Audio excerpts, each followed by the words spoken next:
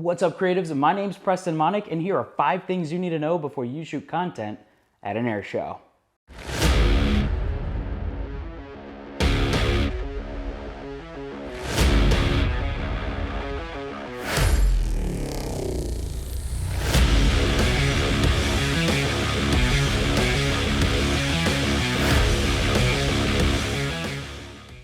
I've been a professional creative for the better half of a decade, and my passion for aviation has skyrocketed. I've noticed over the years, not just in the subset category of content creation for aviation, but just content creators in general, they're very cutthroat and hush-hush about techniques and strategies on how to make better content. I'm here to say there's pie for everybody, and I'm here to give you a slice.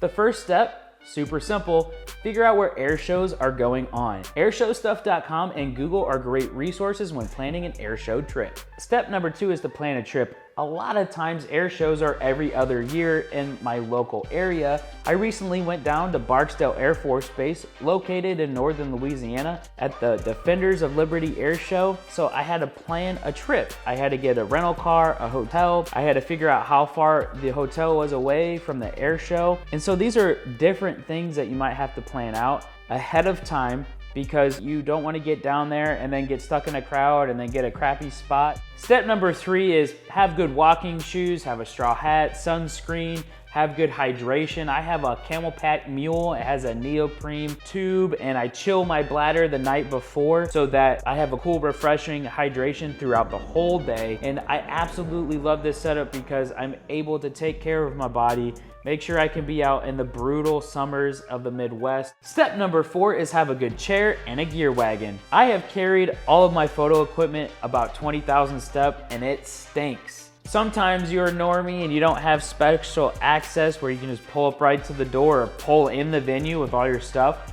Sometimes you're gonna have to ruck in, and it sucks.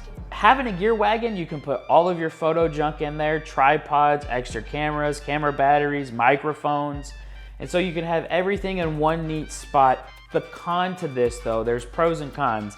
The pros, you don't have added stress on your body, and you can save your energy for when you're out in the sun just baking. The con is you can't go around the static display and enjoy getting free stuff and going inside of airplanes, because you don't want to leave this because it's a very big investment that you're leaving. So you kind of want to be stuck with it all day. So it does stink if you're going by yourself. Just keep that in mind, that you will have to just sit there and go get a good spot and just chill. That's personally my way of going to an air show by myself, because I've been to enough static displays and walking around and getting free stuff. I'm more or less wanting to get a shot nobody else has, and I'm willing to make that sacrifice of not being able to go around and mess around with the static display.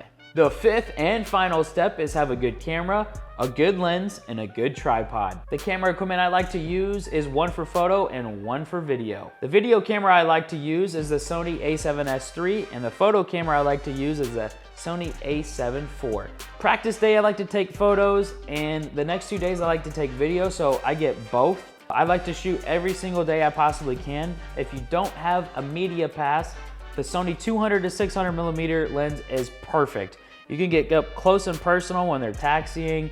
You can get really close and reach way far out there and get those great shots. If you have a media pass and you're a lot closer, the Sony 100 to 400 millimeter lens is also a great option. It gives you a lot more flexibility, but it doesn't give you more on the extended ranges. So that's something to keep in mind. The 7200 is not a great option in my opinion. You're gonna have to wait for it's right up on top of you, and it's just not a great option. If you're running around static display and stuff, it could be a good option if the airplane is still and you're walking around the aircraft and getting really cool dynamic shots because you have a media pass.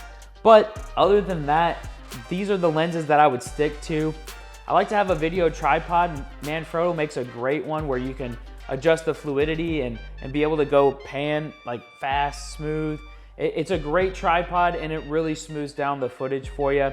I also have a microphone on top, a shotgun mic, to get better audio. But this is pretty much the kit I use, and I hope this really helps you pinpoint what you need in the gear list to help you film the best content. Lastly, if you guys have never been to an air show, don't take your camera stuff, just go, have a good time.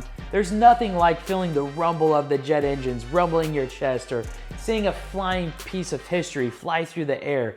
It really is awesome and a great experience for your friends, family, or just yourself. You're never gonna regret this. Please just go to an air show and have a good time.